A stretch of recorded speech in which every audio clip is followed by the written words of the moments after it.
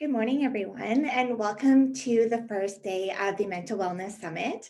My name is Candice Gottschall, and I will be helping to facilitate some of your sessions today. I would like to start by acknowledging and thanking the Tonquitchon Council and the Kwallen First Nation for hosting us on their traditional territories. We will be starting our day with an opening prayer from Elder Diane Smith of Kwallen First Nation. Welcome, Diane. Thank you. Good morning, everyone. Start now. Sure. Creator of all creations, we give thanks for this day.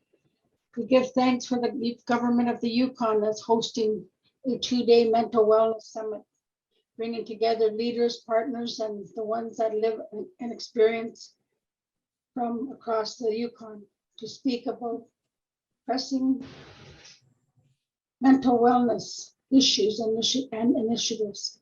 We need to help to identify the needs and wellness and solution to support Yukoners and Yukon First Nations community and the youth. From the youth, one day they will carry on the work that we leave behind. We give thanks for Thunderbird Partners Foundation on the land-based services, cultural healing approach for First Nations people. We give thanks for Roots of Hope, the community suicide prevention project. We give thanks for our elders who walk amongst us, for one day they will be the teachers of our culture to pass it on to the young ones. We give thanks for Mother Earth, for she provides all that we need. Creator, we just pray for hope, belonging, meaning, and purpose. We give thanks for this day and for this mental wellness summit. Thank you, Christ. Amen. Thank you. Thank you, Diane, for that beautiful start to our day. Next, we are joined by the Honorable Tracy Ann McPhee, Minister of Health and Social Services. Thank you very much, Candice. It's truly my honor to be here this morning to welcome you all. I want to begin by acknowledging that we're on the traditional territory of the Kwallen First Nation and the Tonquitchon Council, and we are hosting this event from their traditional territories. Mental wellness issues affect everyone in some capacity, and challenges that have faced us in the last 2 years have not made things any easier. Many people are turning to substance use to help cope with isolation and other hardships that they're facing during this challenging time. Substance use is killing people and contributing to mental health crises in each and every one of our Yukon communities. That's why on January the 20th of this year, our government declared a substance use health emergency. It is a call to action, a setting of priorities. We are committed to helping Yukoners live healthy, happy lives, but it is clear that more needs to be done and we need a coordinated response. This means working with our partners and our First Nations leaders to address substance use, overdoses, mental wellness, and all of the challenges they bring. As part of that declaration, we committed to hosting a mental wellness summit, and this is phase 1. Today, we come together with leaders, partners, and those with lived experience to listen, to learn, and to talk about mental wellness issues and responsive initiatives. Our presenters over the next 2 days come from across Canada and the Yukon, and will each bring a different perspective to teach us about their programs and their projects to address mental wellness. They will discuss a variety of topics, including mental wellness for youth and in First Nations communities, alcohol reduction models, healthcare services in rural communities, suicide prevention, as well as harm reduction, opioids, and safe supply projects. We'll also hear about collaborative and innovative solutions to mental wellness challenges that we can apply to our unique northern environment. Our goal in the next 2 days is to spark ideas and to inspire more conversations about mental wellness. You will also be able to share your thoughts and ask questions throughout the summit. But we know that we need to do more than talk. The substance use health emergency requires bold action. The information and feedback shared today and tomorrow will inform our next steps. And we commit to getting back to Yukoners about what we've learned. We're committed to developing solutions to ensure every Yukoner has the support that they need. Thank you to Minister Hajdu and Minister Bennett and Premier Silver for being here today to help us with this conversation. Thank you to our presenters for taking the time and to share sharing their ideas and their stories and perspectives and ideas with all of us. Thank you to all of our attendees who have taken time out of their day to learn and discuss this important subject. We have over 400 registrants. And thank you to everyone who's committed to addressing this crisis and putting forward a bold action for change and bold initiatives in response. These are difficult conversations, and I know that Candice will be telling you about supports that are available throughout today and tomorrow and afterwards if they spark concern or issues that you would like to have addressed as we go forward. Thank you all for being here, and thank you so much. I look forward to a really exciting opportunity for education and sparking ideas in the next couple of days. Thank you. Thank you very much, Minister. Now a few words from the Honorable Patty Hajdu, Minister of Indigenous Services. Well, thank you, Miigwech, so much for the invitation to join all of you in this very, very important summit. Thank you to Elder Diane Smith for your prayer and starting us off in such a good way. To Minister McPhee, who I feel like I know, but of course we've met a few times, but it's so great to work together. To Premier Silver for your leadership and for convening this. And of course, to all of the people on the call, my colleague, Minister Bennett, of course, but the 400 people that are listening and are listening through a spirit of hope, of determination, and yes, bringing their own pain, because of course, what Minister McPhee said is true. I love that you're calling this a mental wellness summit because in fact, all of us struggle. All of us struggle and all families struggle. Some struggle more than others, some struggle openly, some struggle in secret. But I can tell you that my family, like every other Canadian family, has struggled in our own ways, sometimes severely and sometimes less severely, because it's hard, because life is hard and it's not evenly hard. And sometimes the systems and the supports that exist in our communities are not the right ones for the kinds of help that we need. And we live in a society that has stigmatized asking for help, reaching out, showing any vulnerability, talking about fear or loneliness. In particular, we have very gender divided ways of talking about these things. As the mom of 2 boys, I spent most of my parenting years when they were young trying to encourage them to be safe to experience things like grief and loss and loneliness and embarrassment. Things that we teach our men in this culture and these cultures of patriarchy are totally forbidden to feel. And women often struggle in silence as well, feeling things that we've been taught are not okay to express openly, and worrying about things that the culture has imposed on us as primary, like the way that we look and what we have and where we live and how we parent and whether or not we parent well enough or often enough. So it's a complicated issue. And oftentimes people treat themselves, and they treat themselves with substances, as Minister McPhee said. And of course, we have substances that we normalize, like alcohol, that we celebrate, and we have substances that we demonize.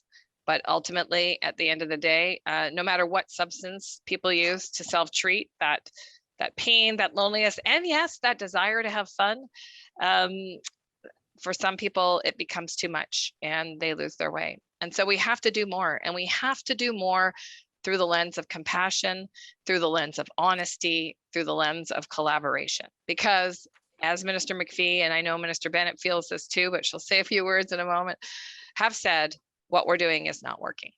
Stigmatizing people, criminalizing people, punishing people, isolating people, tough loving people, it's not working. You know, I have a dear friend in Thunder Bay who I've known for 25 years. I should have mentioned I come from Thunder Bay, Ontario, the traditional territory of the Robinson Superior Treaty area. And this dear friend of mine has said to me that life is hard, and that oftentimes The people that need the most understanding are the most pushed away. So we are working, as you know, with the government of Yukon. Indigenous Services Canada will continue to be there, whether it's through financial supports, expertise, people, and community partnership. And we will be there with you as you explore developing a First Nations-led Yukon-based treatment program and facility. But I will also say this, there is no one way. There is no silver magic solution. I was almost about to say silver bullet, but I'm working on removing violent terminology from my language. So there is no magic solution. There will be a variety of solutions that people will navigate towards. And our job, I think, as leaders, as programmers, program developers, as family members, as counselors and support workers, is to continue to open our hearts and listen to what people need and when they need it and how they need it, and try our absolute best to provide those supports to people along the continuum of their experience. Thank you so much for having me. I am so thrilled to be having this conversation in such an open spirit. I think we need more of this, and I applaud your leadership. Thank you so much, Minister. And now a few words from the Honorable Carolyn Bennett, Minister of Mental Health and Addictions. Thank you, Candice, and thank you, Premier Silver and Minister McPhee, for inviting me and us to join you for this truly pivotal summit. And thank you for the government of the Yukon for bringing us all together and all the presenters today. Avant de commencer, laissez-moi reconnaître que je vous parle depuis ma maison à Toronto, située sur le territoire traditionnel des Mississaugas of the Credit, où nous honorons tous les peuples autochtones qui ont pagayé ces eaux et dans les mocassins ont parcouru ces terres. I too would like to thank Elder Diane Smith for her beautiful opening and talking about the youth and the importance of land-based programming and elders and Mother Earth. And I just think it really was the beginning of these really important 2 days. And we thank Regional Chief Adamak and all of the Yukon chiefs and leadership that really have provided such significant support to your people and in the planning. And of course, I recognize my amazing colleague, Minister Hajdupp, for your extraordinarily poignant remarks and that touches all of us. And we also recognize MP Hanley for everything that you are doing, not only for the people in the territory, but really your leadership in the House of Commons and the Take Note debate that really set a plan for the country. And so I'm honored to connect with all of you from various parts of the Yukon and communities, and we're so glad to be there, but look forward to be able to be there in person. So we know that the topic of today's discussion is not how we would want to be gathering, as we are meeting in the wake of the recently declared state of emergency in response to the overdose deaths in your territory, and that these deaths are deeply saddening and tragic. Encore plus considérons que nous pouvons les prévenir. Mes pensées et condoléances vont aux familles, amis et communautés de ceux affectés.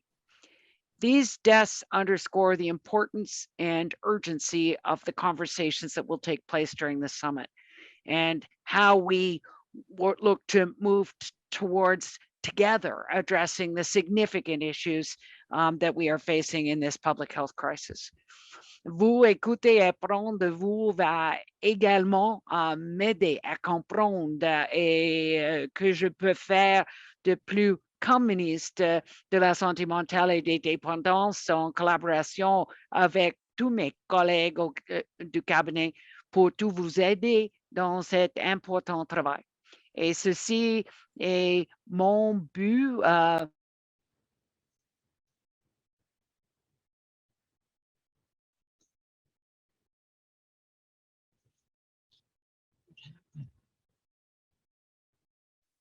You're on mute, Carolyn, somehow.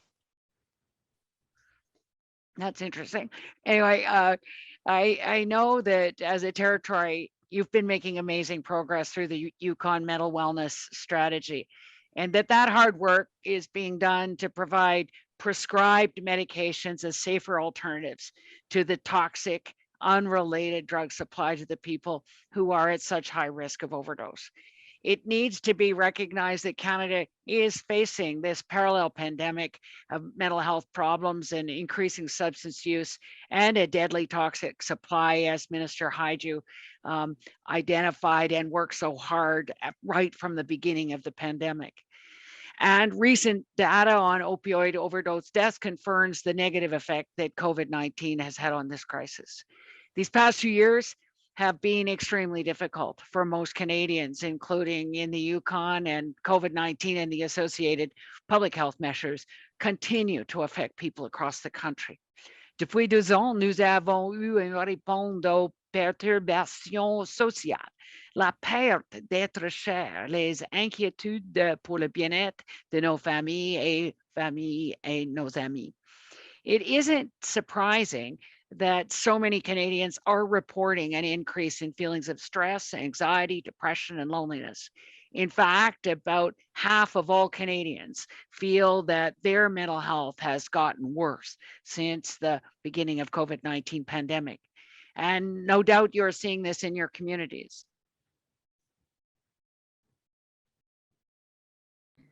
Sorry, Minister, I think you're muted again. Et ces risques sont façonnés pour plusieurs facteurs complexes. Plusieurs d'entre eux allant au-delà du contrôle individuel. These root causes of include experiences of trauma, as we've talked with the minister. So many people use drugs and alcohol to numb the pain of the historical and ongoing effects of colonization in the residential school system on First Nations, Inuit, and Métis communities. The physical pain of injuries are truly worrying the whole of the construction industry, as their workers are dying from acquiring their medicines from the streets. People with mental illness seeking help from worrying sources. Alors que la santé mentale et la consommation de substances des Canadiens se sont détériorées durant la pandémie, il est clair que les solutions à la crise des surdoses doivent considérer les enjeux sociaux et de santé. It's clear that the goal is to save lives. I want to let everyone here know that you have an unequivocal partner in the federal government. As the first director of the World Health Organization, Canadian war veteran Brock Chisholm stated in 1958, there can be no health without mental health. Mental health is health. And through COVID, we've also learned that we can be apart, but not alone. So we need to recognize the work, how we work collaboratively across all orders of government and with stakeholders to meet the mental health and substance use support needs of everyone in Canada in the ways ahead. Nous investons pour améliorer les services et les ressources en santé mentale et en consommation de substances à travers le pays, incluant à travers nos accords bilatéraux avec les provinces et les territoires.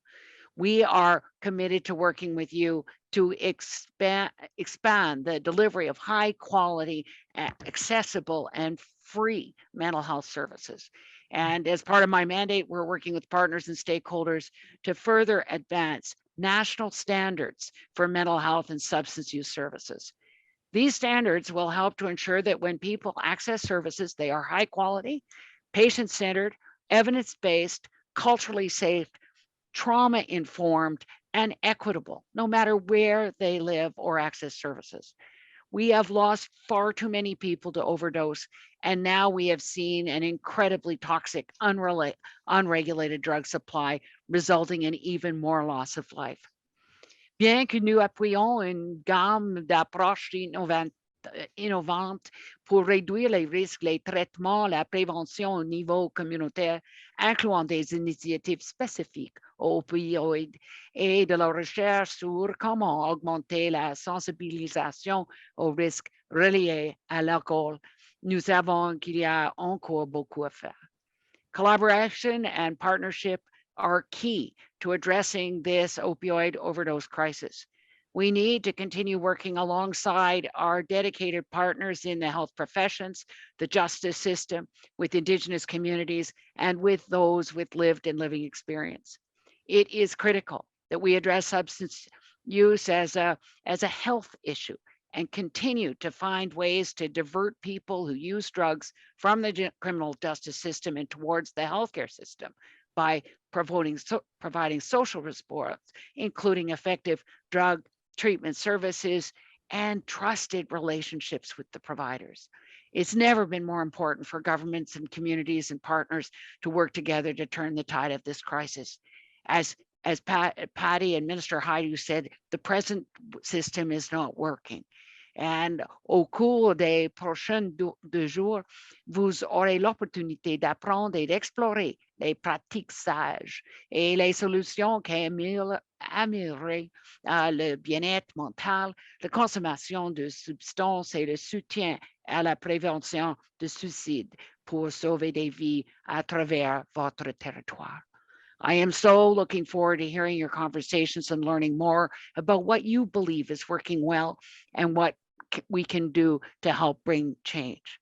I have every confidence that once again, you will be able to lead the way for Canada as you did on MMIWG. You're changing the story to upholding dignity and justice. Set such an extraordinary example of the path forward as you built with Minister McLean, the strategy bottom up of all First Nations municipalities and the Yukon government. Once again, we know that you will include everyone and listen and learn to build a strategy to end the public health tragedy of this overdose crisis in your territory. Merci de m'avoir invité à me joindre à vous aujourd'hui. Je veux que vous sachiez que le Canada sera là avec vous alors que nous nous attaquons à ces défis déchirants ensemble. Thank you. Merci. Thank you, Minister Bennett. And now a few words from the Honorable Sandy Silver, Premier of the Yukon.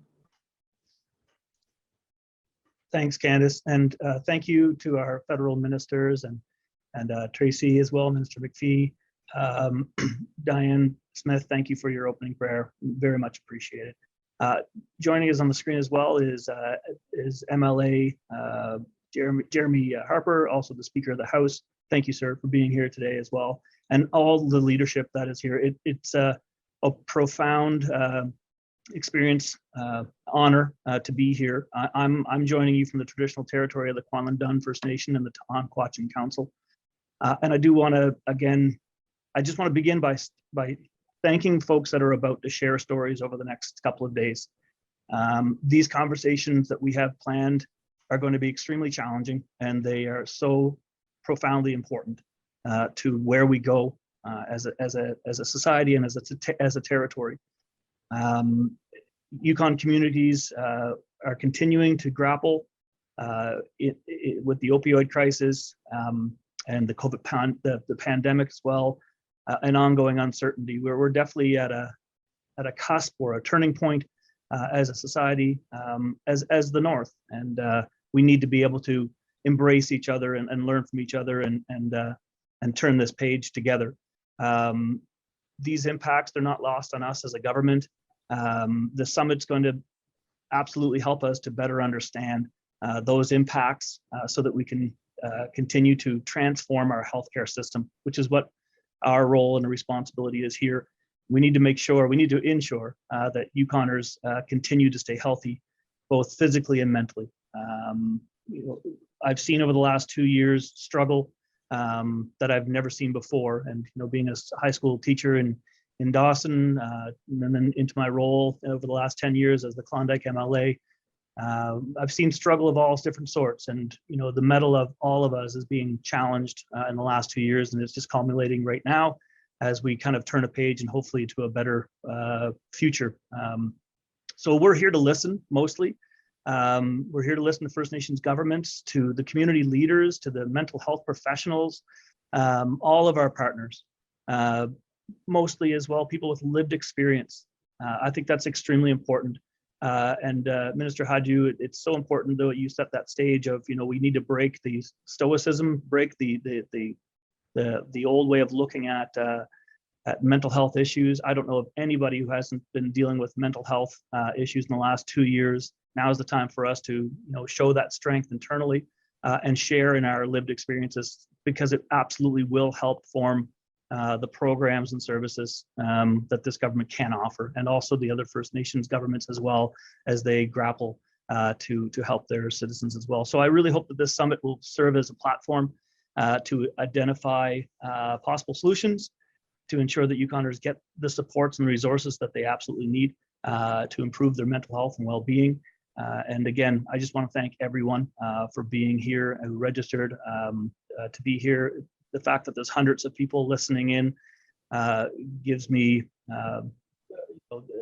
it's very telling. It shows how important this is to all Yukoners. So I want to thank Grand Chief Peter Johnston as well, and all of the chiefs and Regional Chief Kalani Adamak, and everybody who's here today listening. And yeah, together we're going to try our best to end the stigma, but most importantly, we're going to create positive change here in the Yukon. So thank you very much, everyone. I appreciate it. Ganashish. Thank you very much, Premier, and thank you to everyone for starting our day off. Before we begin, I would just like to remind everyone that today's sessions will be recorded and you will have the ability to view sessions later on. So if you are having any trouble choosing which concurrent session you wish to attend, you will have the opportunity to watch anything you miss later on. To navigate between your sessions today, you can go to the Summit Live tab on the event platform and choose your session from the agenda.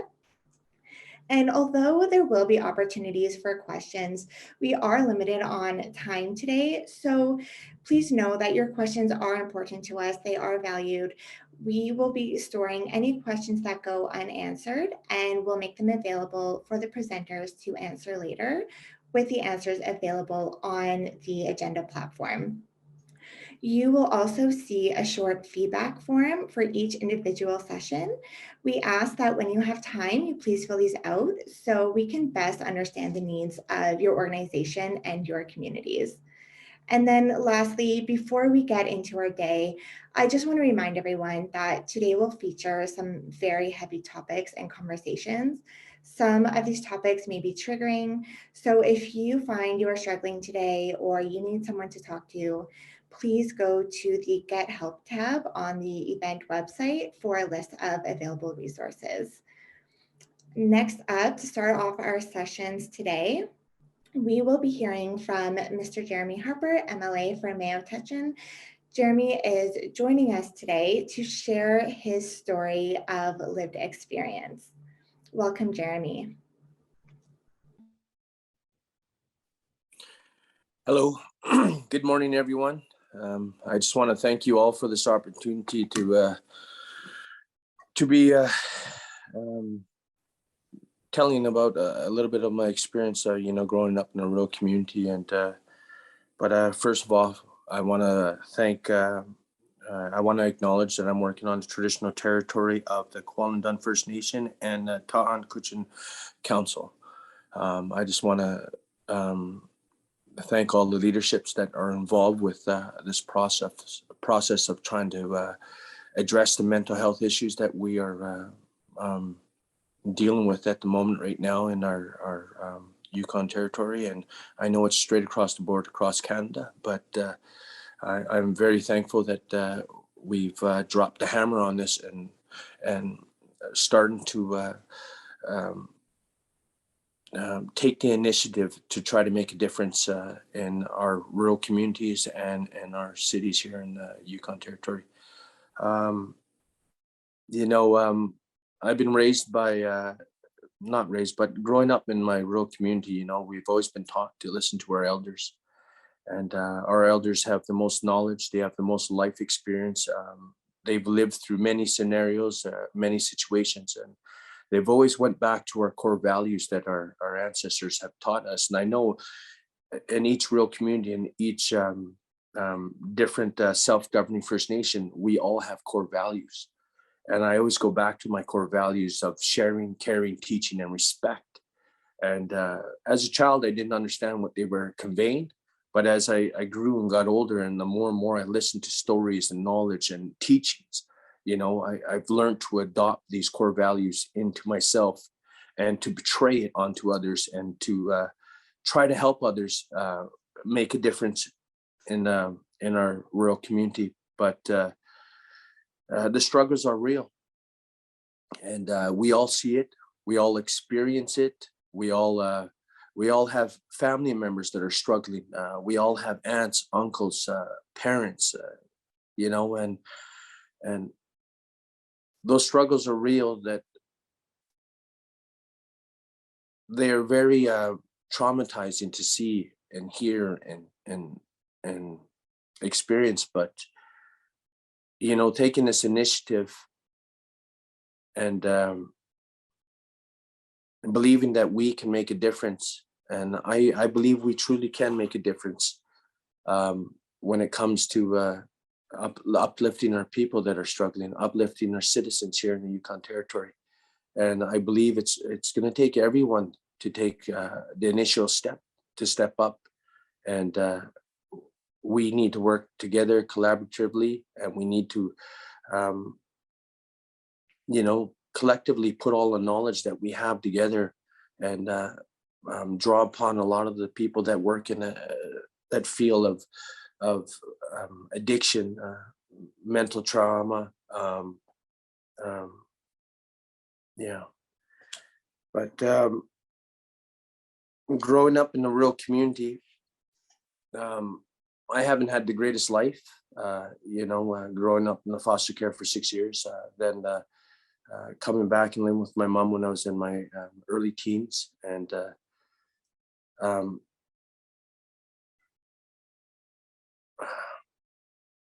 what I want to get to is what really helped me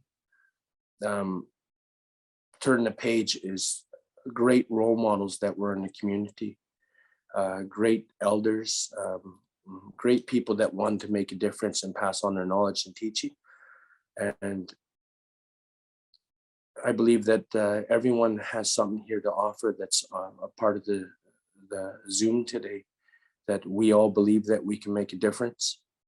We all believe that putting our ideas, our hearts, leading by our hearts, and having that care and compassion for our members in our rural communities, in our cities, and in our territory, that you know, it's the little things that make a difference. You know, saying hello to someone that is struggling, or going and visiting and having coffee and listening to the stories, makes a real big difference on reaching them and opening them up so that they can talk about their issues and try to resolve what's holding them back, or what's troubling them.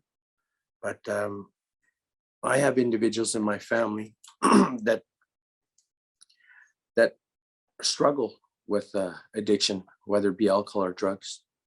And I'm no professional in this area. And I always want to seek and gain more knowledge from others on how to change my mindset to help my family members, or to help my friends, or to help my relatives. And that's why I'm a part of this the mental health summit, is to share our stories, to share our knowledge, and to share our ideas on how we can put all those together and move forward as a team to try to tackle the ongoing struggles of our citizens.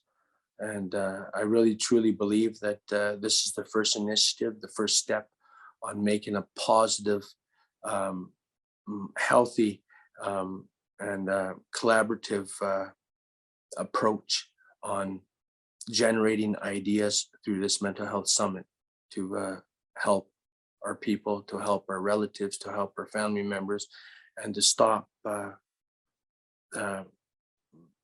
tragedies that are going on over the last 2 years. And this is going to be a positive step moving forward to try to address the ongoing issues that we live every day amongst our people. And I just want to thank you again for the opportunity. I look forward to the collaboration today, the ideas that are going to be generated, and I look forward to hearing from all the leaderships, the self-governing First Nation leaders, the municipality leaders, our Yukon Territory leaders, and leaders that reside outside the Yukon Territory. Thank you so much, and I look forward to today and tomorrow, and hopefully we have a wealth of ideas to start to implement and try to have more of these mental health summits in the near future so that we can keep the ball rolling on helping our people. Thank you so much. I appreciate this opportunity, and I'm honored, and I thank you for the opportunity to speak. Thank you very much, Jeremy, for your time today and for sharing your story.